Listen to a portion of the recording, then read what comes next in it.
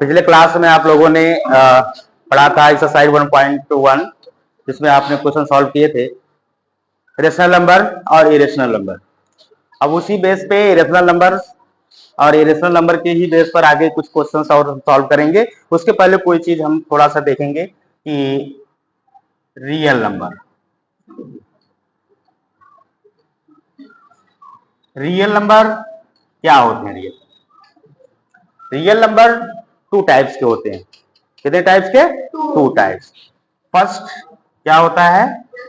हाँ, rational number, और second होता है इरेशनल नंबर। ठीक है, रेशनल और इरेशनल जहां आपको बताया गया है रेशनल नंबर की प्रॉपर्टी आप जान ही रहे हैं, तो क्या होनी चाहिए? पी अपान क्यू में के रूप में, और where Q is not zero. ये होना चाहिए कि क्यू जीरो के बराबर नहीं होनी चाहिए। लास्ट क्लास में हमने आपको बताया था। और दूसरा इरेशनल नंबर की प्रॉपर्टी हमने आपको पिछले क्लास में आपको बताया था कि क्या होती है, उसके 4 प्रॉपर्टी होती है, बताया गया था। अब यहाँ पे एक चीज हम क्लियर करेंगे कि रियल नंबर यानी पूरी दुनिया में जो नंबर्स होते हैं रियल नंबर, ये दो ही टाइप्स के होते हैं, रेशनल और इरेशनल। ये कलेक्शन ऑफ रेशनल और irrational number is called real number. Okay, तो ये जो रियल नंबर है, तो देखिए रेशनल नंबर कौन कौन से हो सकते हैं? तो 1 2 3 4 ये सारे नंबर जो है ये क्या है? रेशनल है ना। और इरेशनल में जो आपको बताया गया है कई प्रकार के नंबर्स होते हैं। अच्छा, ये जो रेशनल नंबर होते हैं, अगर आपको क्वेश्चन किया जाए कि real number, all real number is a rational number, अगर कहा जाए कि सभी जो रियल नंबर होते हैं क्या सभी रेशनल नंबर होते हैं? तो सभी रियल नंबर रेशनल नहीं होते हैं, उसमें इरेशनल भी तो होता है। अगर ये कहा जाए कि सभी रेशनल नंबर रियल होते हैं तो ये सही होगा, तो मतलब सभी रेशनल नंबर वो क्या होते हैं? रियल होते हैं। सभी इरेशनल कहा जाए कि रियल नंबर होते हैं तो वो सही होगा। लेकिन अगर कहा जाए कि रियल नंबर यानी सभी जो रियल नंबर होते हैं वो इरेशनल होते हैं, नो, है ना। सभी रियल नंबर वो रेशनल होते हैं, नो। सभी रियल नंबर जो रेशनल नहीं होते उसमें इरेशनल भी आता है, और सभी रियल नंबर इरेशनल भी नहीं होते क्योंकि उसमें रेशनल भी आता है। ठीक है, नहीं समझे? इसी बेस पे आपको जो है एक्सरसाइज 1.2 का फर्स्ट क्वेश्चन आपको सॉल्व करना है कि देखें ये क्वेश्चन है, state whether the following statements are true और false, justify your answers. First question है every rational number is a real number.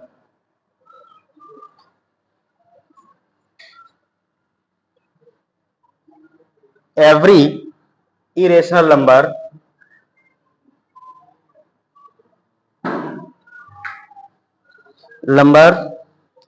is a real number, is a real number.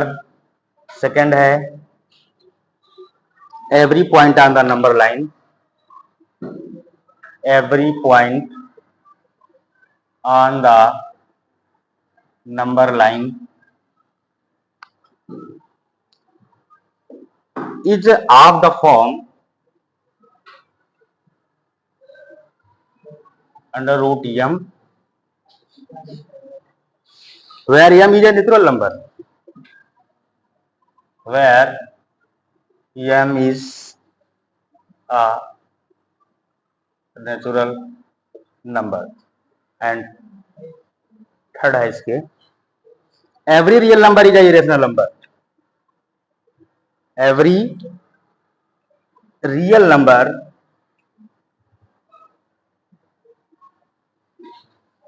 is a irrational number। ये देखिए है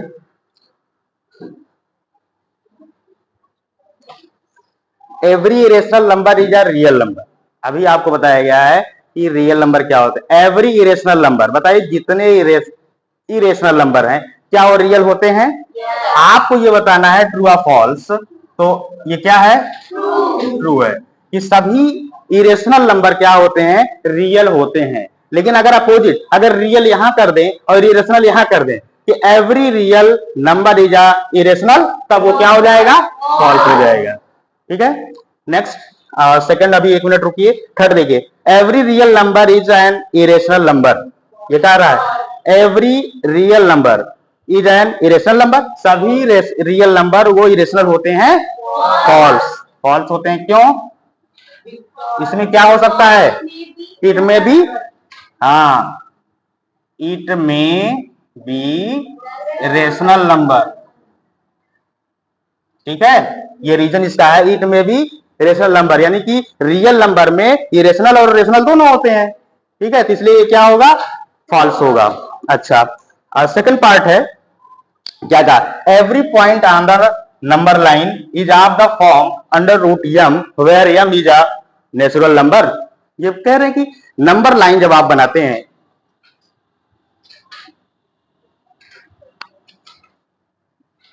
इस तरीके से आप जब नंबर लाइन बनाते हैं, इस नंबर लाइन पर जब आप शो करते हैं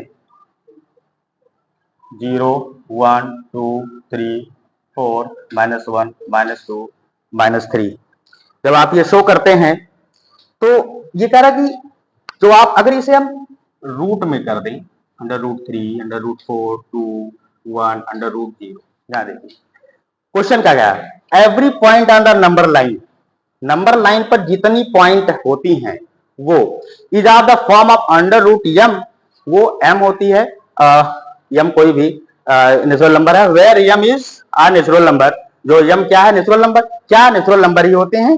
तो देखिए कि जैसे ही आप 0, ये क्या है, रेशनल नंबर है 0, इसकी वैल्यू क्या आएगी 0, है ना, 1 क्या है, रेशनल नंबर, √1 1 आएगा, 2 3 ये क्या है, इरेशनल नंबर है, ये दोनों नंबर क्या है, इरेशनल नंबर, और 4 इसकी वैल्यू क्या आएगी 4। लेकिन जैसे ही आप निगेटिव में आते हैं, -1 √ ये चीजें आपने कभी देखा क्या, नेगेटिव में रूट अभी आपके क्लासेस में नहीं है, या हायर क्लास में अगर आपको मिलेगा, इस प्रकार के नंबर को हम कॉम्प्लेक्स नंबर कहते हैं। तो फिलहाल अभी आप जानते नहीं है, तो आप इसको शो नहीं कर सकते हैं। ठीक है, तो नेगेटिव जो अंडर रूट होता है, नेगेटिव में हम इसे राइट नहीं कर सकते हैं, तो इसलिए ये नेचुरल नंबर ये क्या है, ये फॉल्स होगा, because negative can not be in the form of, ये क्या होगा, ये फॉल्स। रीजन इसका बताएंगे, because negative can not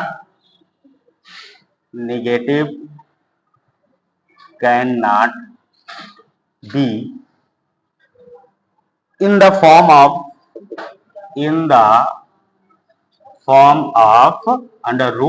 √m। देखिए हम इसको देखो, negative number can not be in the form of m, यानी निगेटिव जो नंबर है रूट में, इसको रूट के में व्यक्त नहीं किया जा सकता। समझ में आया? ठीक है, ये आपका जो है फर्स्ट है, इस तरीके से। क्वेश्चन नंबर 2,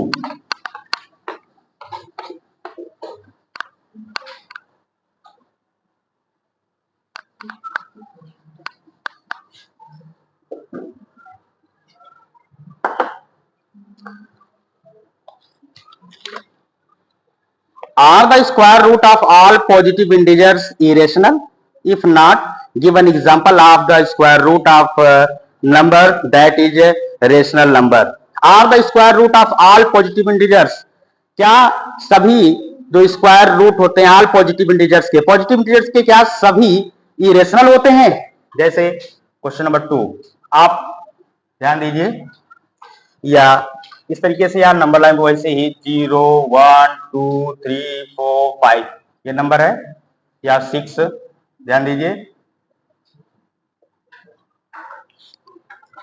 अब ये अगर हम इसको रूट में व्यक्त करें, √0 √1 √2 √3 √4 √5 √6, इस तरीके से और भी सारे नंबर ले सकते हैं। तो आपने रेशनल नंबर और इरेशनल नंबर की प्रॉपर्टी और रेशनल नंबर की प्रॉपर्टी दोनों आपने पढ़ा है ना? तो आप बताओ ये 0 कैसा नंबर है, रेशनल है या इरेशनल है? तो ये क्या हो जाएगा, रेशनल, यानी P/Q के फॉर्म में इसको व्यक्त कर सकते हैं, 1 को भी व्यक्त किया जा सकता है, P/Q इसको भी किया जा सकता है। 2 और 3 ये कैसे नंबर हैं? Under root 2 and under root 3 कैसे नंबर है? इरेशनल नंबर है। ठीक है। 4 तो इसको हम क्या लिख सकते हैं? 2/1 यानी पी अपान क्यू के फॉर्म में लिखा जा सकता है। 5 कैसे नंबर हैं? बताइए, इरेशनल। 6 कैसे हैं? इरेशनल।